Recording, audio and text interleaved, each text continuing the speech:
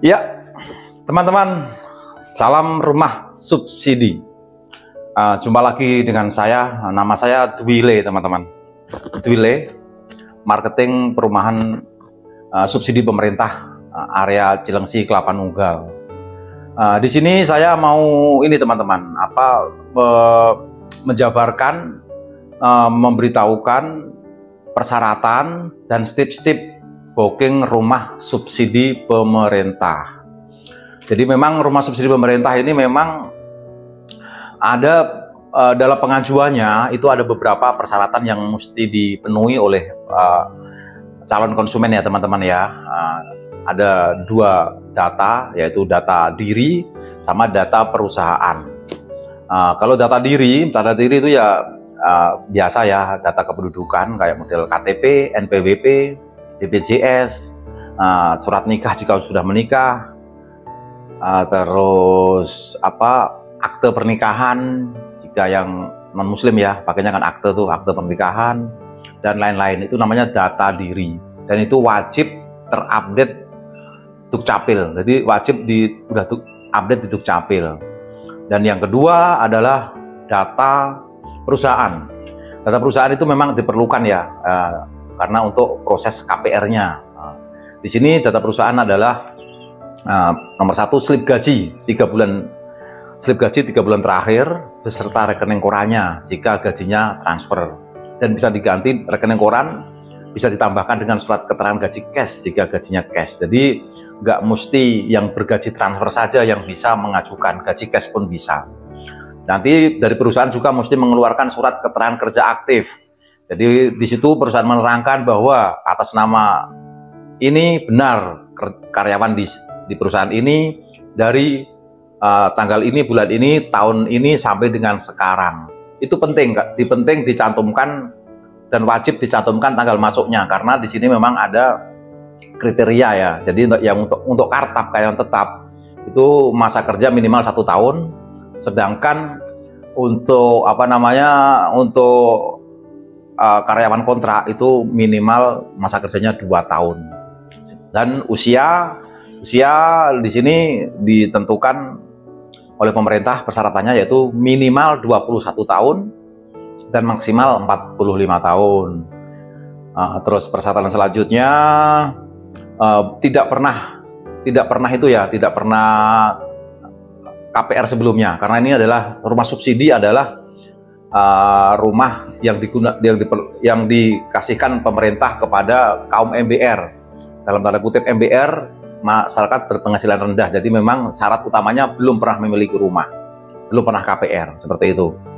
Dan gaji itu minimal UMR maksimal 8 juta, nggak boleh lebih ya. Kalau 8,5 juta 11 juta nggak bisa mengajukan KPR subsidi pemerintah. Dan yang paling penting, poin yang paling penting dan nggak bisa ditawar apapun itu, BI checking. Ya, jadi nanti teman-teman akan dilihat slik OJK-nya, riwayat slik OJK-nya. Jadi kemarin itu teman-teman punya cicilan apa, pernah ngambil apa, di lembaga pembiayaan apa, bisa di pay letter atau di leasing atau di perbankan, itu nanti akan terlihat di slik OJK-nya. Jadi akan dari situ pihak KPR, pihak bank akan melihat konsumen ini layak mendapatkan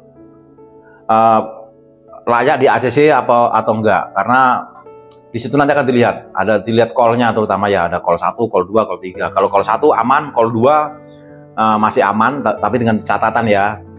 Terus call 3 udah nggak bisa, apalagi call 4 dan call 5. Jadi BI checking wajib bagus.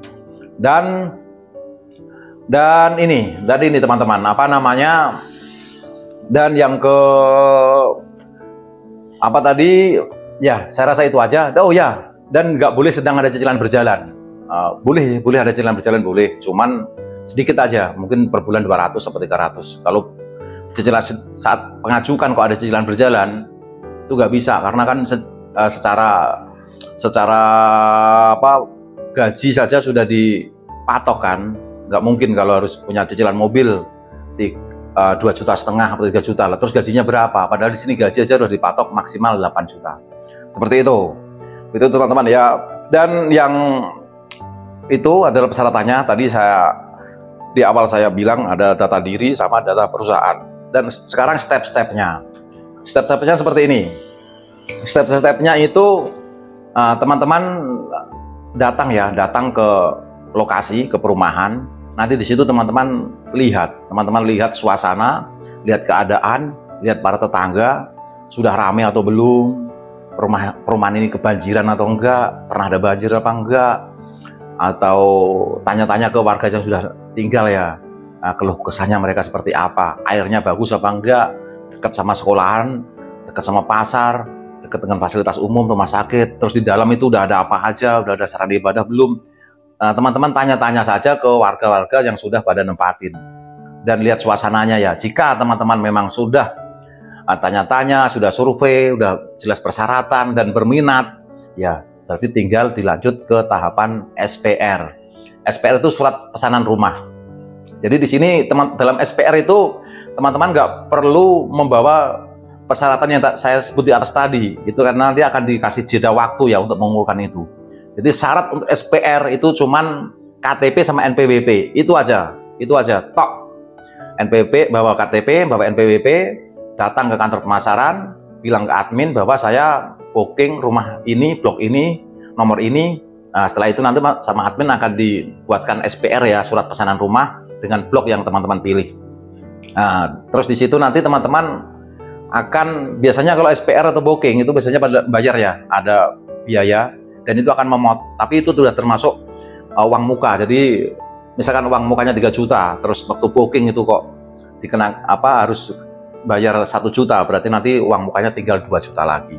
Biasanya booking itu sudah mengurangi dari total uang muka. Seperti itu. Setelah booking dibuatkan SPR, nanti pulangnya teman-teman dibawakan itu. Teman-teman sama admin dibikin kwitansi booking, terus pulangnya dikasih form-form untuk dibawa pulang. Form-form itu nanti ada diisi ya, ada data istri, data suami, data pemohon, data pasangan ya. Terus nanti ada beberapa yang perlu distempel oleh kelurahan, kayak surat belum memiliki rumah dan lain-lain. Setelah itu biasanya rata-rata perumahan developer itu memberi waktu 14 hari kerja sejak booking atau 2 minggu sejak booking. Itu nanti setelah lengkap, form yang diberikan tadi udah diisi semua, udah dilengkapin, terus nanti terus dilampirkan juga dilampirkan juga syarat-syarat pendukung kayak model slip gaji, rekening koran, surat keterangan kerja dan lain-lain. Nah, nanti baru dibawa ke kantor pemasaran. Nah, di situ nanti baru dimulai proses banknya. Jadi seperti itu teman-teman.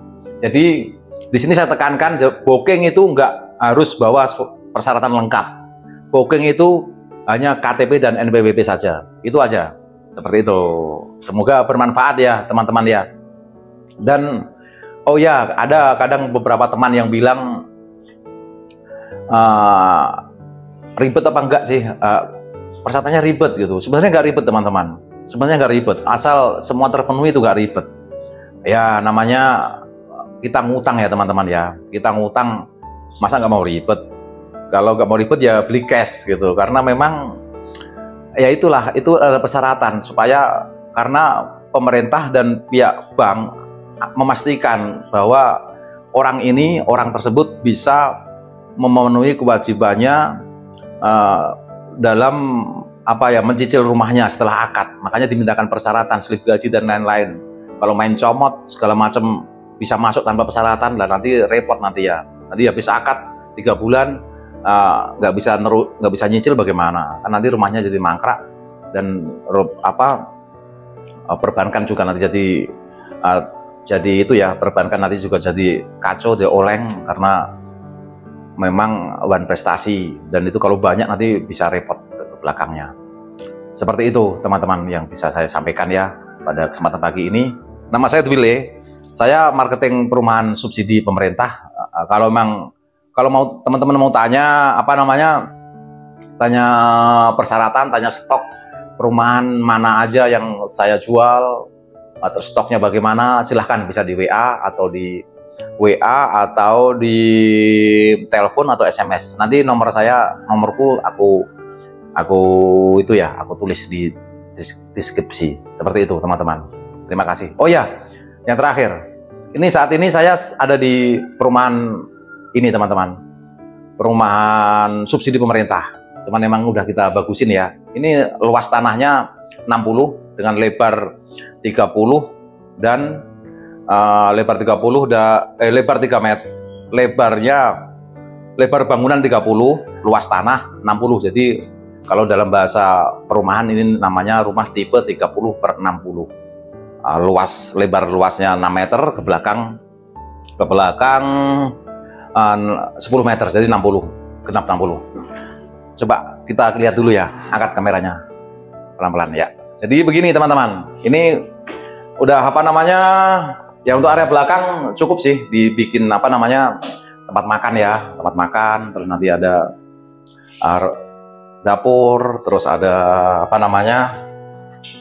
ini ada kamar mandi ya. Jadi karena memang rumah subsidi pemerintah itu udah rata-rata dan yang kami jual itu udah disediakan kamar mandi, 1 kamar mandi, 2 kamar tidur dan ruang tamu seperti itu. Sedangkan ruang tidurnya seperti ini. Kita mulai dari ini ruang tamu. Ini sengaja kami isi dengan sofa ya. Sengaja kami isi dengan sofa biar teman-teman tahu bahwa walaupun diisi sofa itu ruangannya nggak kecil, nggak sempit kok. Ini sebetulnya besar nih.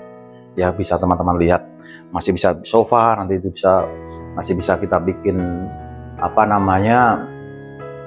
kita bikin minibar seperti itu. Terus ini bagian kamarnya.